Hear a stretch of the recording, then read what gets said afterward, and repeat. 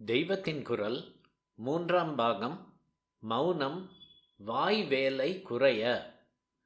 குறிப்பு: இவ்விஷயமாக தெய்வத்தின் குரல் முதற் பகுதியில் கணக்காயிருக்கணும் என்ற உரையும் பார்க்க. வெளியிலே உள்ள விஷயங்களை நமக்கு தெரிவிப்பவை ஞானேந்திரியங்கள். வெளியிலே உள்ள வஸ்துவை கண் பார்க்கிறது, சப்தத்தை காது கேட்கிறது, வாசனையை மூக்கு மோந்து பார்க்கிறது. அநேக வஸ்துக்களை துவக்க சர்மம் ஸ்பர்ஷித்து அது கெட்டியா, கொளகொளவா, சொரசொரப்பா, வழவழப்பா என்றெல்லாம் தெரிவிக்கிறது. ருச்சியை வாய் நாக்கு அறிவிக்கிறது. இப்படி 5. இவ்வாறு வெளியில் உள்ள வஸ்துக்களின் ஒவ்வொரு தன்மையை அறிவிப்பதாக இல்லாமல் புது காரியமாக தானே செய்கிற 5 இந்திரியங்கள் கர்மேந்திரியங்கள் என்று இருக்கின்றன. கை அநேக காரியத்தை பண்ணுகிறது, கால் நடக்கிறது, பாயுவும் உபஸ்தமும் மலம் சிறுநீர் ஆகியவற்றை விசர்ஜனம் பண்ணுகின்றன, வாய் பேசுகிறது. இதிலே என்ன பார்க்கிறோம்? வாய் ஒன்றுதான் கர்மேந்திரியமாகவும் இருக்கிறது, ஞானேந்திரியமாகவும் இருக்கிறது. ருச்சி பார்த்து பதார்த்தங்களின் சுவையை அறிவிக்கிற காரியம், பேசி பாடி சிரிக்கிற காரியம், இப்படி 2 வேலைகள் இந்த இந்திரியம் ஒன்றுக்குத்தான் இருக்கிறது. ஞானேந்திரியமாக இருக்கிற போதே கூட அதற்கு மற்ற ஞானேந்திரியங்களை விட வேலை ஜாஸ்தி. பார்ப்பது கேட்பது முதலான காரியங்களுக்கு கண் காது முதலான இந்திரியங்கள் ரொம்ப ஸ்ட்ரெயின் பண்ணி கொண்டு வேலை செய்வதில்லை.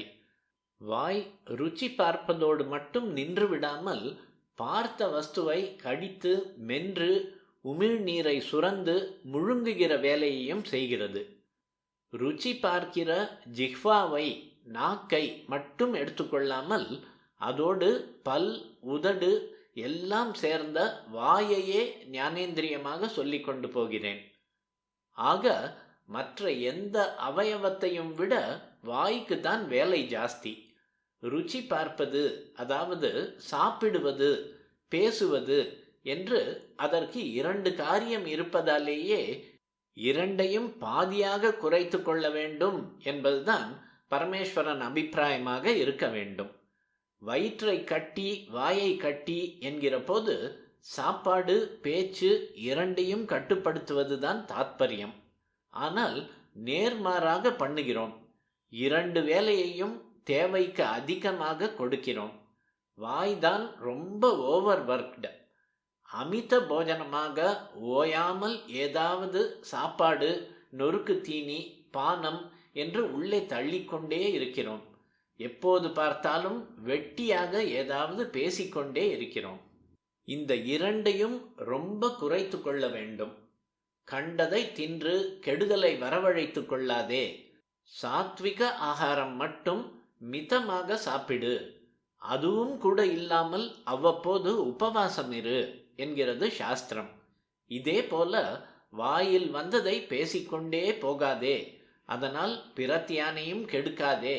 பகவத் விஷயமாக பேசு, பாடு, பஜனை பண்ணு என்று சொல்லிவிட்டு உபவாசத்தில் சாத்விகாகாரம் கூட பண்ணப்படாது என்று வைத்திருக்கிற மாதிரியே பகவத் பரமான பேச்சும் கீர்த்தனமும் கூட இல்லாமல் அவ்வப்போது வாயை மூடிக்கொண்டு மௌனமாக இரு என்று பெரியோர்கள் உபதேசித்திருக்கிறார்கள்.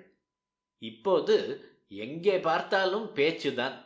பேச்சாளர்கள் என்றே பலர். ஒலி பெருக்கி வைத்து மீட்டிங்குகள், கல்யாணம், கார்த்திகை, வேறே விழாக்கள் என்று எங்கே பார்த்தாலும் லவுட் ஸ்பீக்கர் வைத்து சத்தம். இந்த அவஸ்தையை பார்க்கிற போது மௌனம் அதை அனுஷ்டிக்கிறவனுக்கு செய்கிற நல்லது ஒரு பக்கம் இருக்கட்டும், இது சமூகத்துக்கே செய்கிற தொண்டு என்று தோன்றுகிறது. இத்தனை வாத பிரதிவாத சண்டையும் பேச்சால் தானே. மௌனம் அனுஷ்டித்தால் அன்றைக்காவது சண்டை சச்சரவு இராது. மௌனம் கலகம் நாஸ்தி. இதுவும் ஒரு சமூக சேவைதான். சண்டை வராது என்பதாக ஒரு கெடுதலை இல்லாமல் பண்ணுவது மட்டும் இல்லை, நல்லதுகளையும் உண்டாக்கி கொடுக்கிற சக்தி மௌனத்துக்கு உண்டு. சகல புருஷார்த்தங்களையும் பெற்றுத்தர அது உபாயம் என்பதால்தான் மௌனம் சர்வார்த்த சாதகம் என்று சொல்வது. மனசை கட்டுப்படுத்துவதற்கு வழியாக ஒவ்வொரு இந்திரியத்தையும் கட்டுப்படுத்தி வைக்க பழக வேண்டும். வாயை கட்ட வேண்டும், அதாவது சாப்பாட்டிலும் கட்ட வேண்டும், பேச்சிலும் கட்ட வேண்டும். ஏதாவது சொல்லி நம்மை எக்ஸ்பிரஸ் பண்ணிக்கொண்டே இருக்க வேண்டும் என்று இருக்கும் அரிப்பை கட்டுப்படுத்துகிற நெறிதான் மௌனம். இதை சாதித்தால் மனசை அடக்குகிறதும் கொஞ்சம் கொஞ்சமாக சுலபமாகிவிடும்.